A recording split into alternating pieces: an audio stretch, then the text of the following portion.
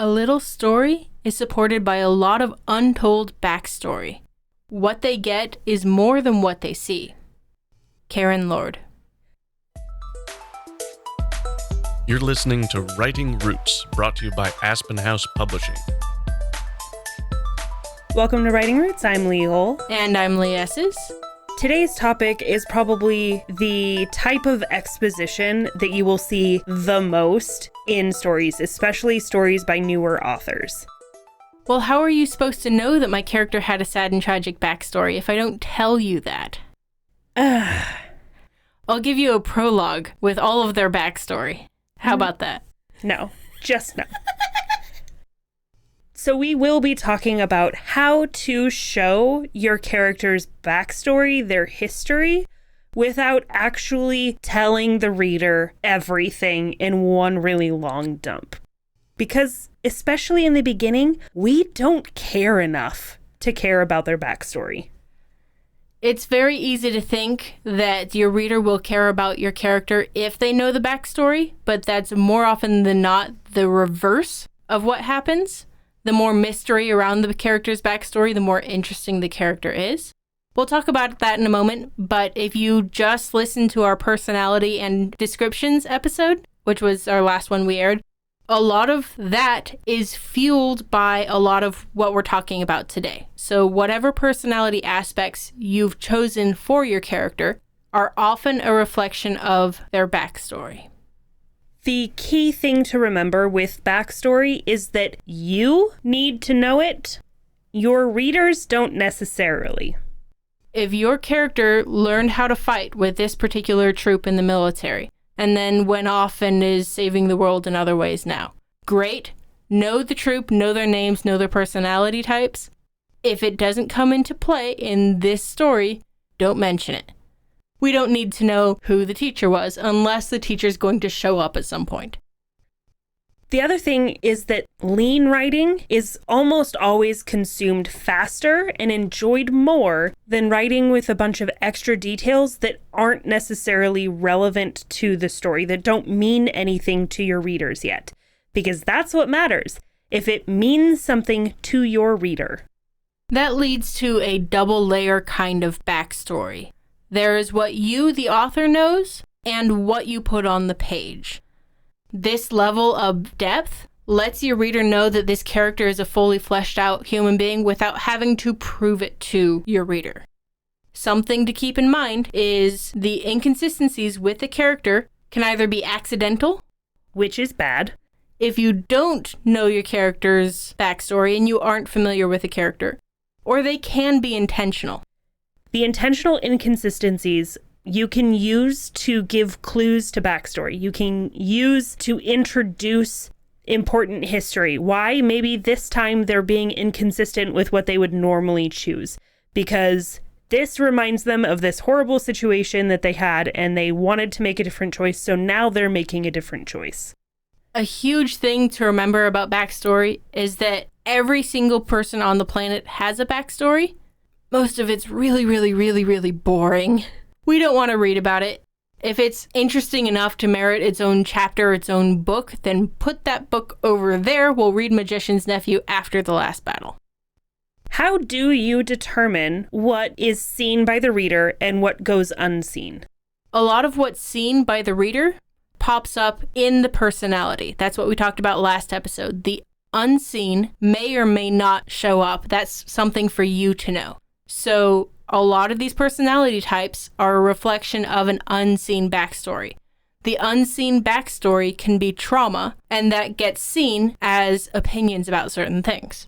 So you have one character who is very spiteful towards love because he took a risk and it didn't pay off, and he's chosen to never love again.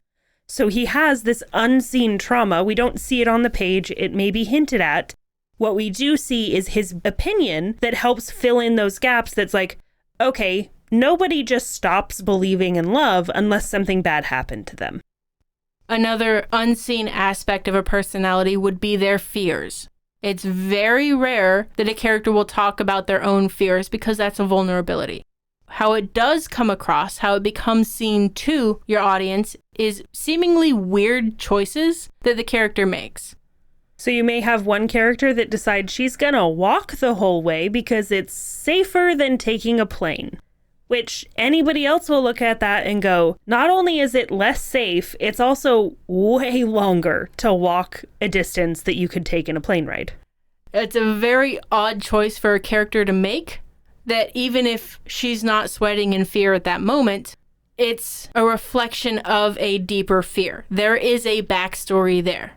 And maybe a character asks about it. She doesn't have to answer. It's not relevant, but you, as the author, knowing this backstory, lets the backstory fuel the weird choices that she makes and makes her interesting. So I have a little personal experience with this. The seemingly odd choices fueled by fear.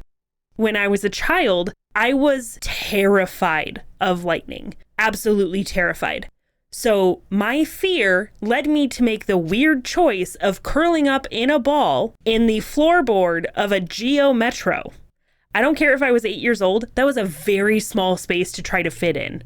But I made that choice because it was driven solely by my fear of lightning. Another example of an unseen thing and how it shows on a paper is loss. When you lose something, it creates a desire for that thing or a replacement of that thing. I have a friend who ascended to the level of colonel in the Marine Corps before he got out, and we worked on other projects together. Almost everyone I know who's been in the military drinks their coffee black. He puts a dash of cream in it because he can. For a very large portion of his life, he couldn't put cream in his coffee simply because it was expensive. He was fortunate when he even got coffee, but now he gets coffee every morning and puts a little bit of cream in it because he can. Another thing to keep in mind is that your characters are actually more interesting when they don't have their backstory explained. A book I'm currently reading right now, it starts off with the main male character inserting himself into this conversation and saying he can go to the wedding and be this girl's fake date. You have no idea who is wedding. We'd have no idea why she needs a fake date. We have no idea why she's panicking about this. And no idea why she hates the idea of him offering that, of all things. And over the course of the next couple of chapters, we find out a little bit more piece by piece. I find that far more interesting than if it had been reversed and we had started with an explanation of, oh my goodness, I have my sister's wedding and I need to lie to my family because the best man is my ex-boyfriend and he's now married. I can't show up to this wedding alone. Having too much backstory can also do a lot of damage in the story you're trying to tell. If she's just a random chick who trains to be an assassin and then goes out and kills people, cool. If we know that she was a princess before that, we question all of her choices and her motivation because it suddenly feels out of character. One way that you can introduce a backstory is by using a different character to introduce it.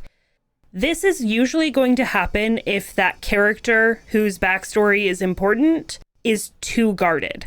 If they refuse to let go any of that information about them, then somebody else may step in and say, oh, this is what happened. One example that comes to mind is the first episode of Stranger Things, where the teacher is talking to the sheriff and the sheriff mentions his daughter. The teacher asks, oh, how old is she? What grade is she in? And he answers her. And then somebody else steps in when the sheriff walks away and says, oh, his daughter died a couple years ago. Another way you can use an alternate character to explain a backstory is to correct an untruth or a lie within what people understand as the characters. I recently watched a TV show that's in its 3rd season now, and these two characters who have known each other since before episode 1 are talking about how they met. They both know this information. This is a very dangerous situation to put yourself in as a storyteller. But how they did it was they had one character say, this is what I remember, and then the other character say, well, what you don't know about this moment.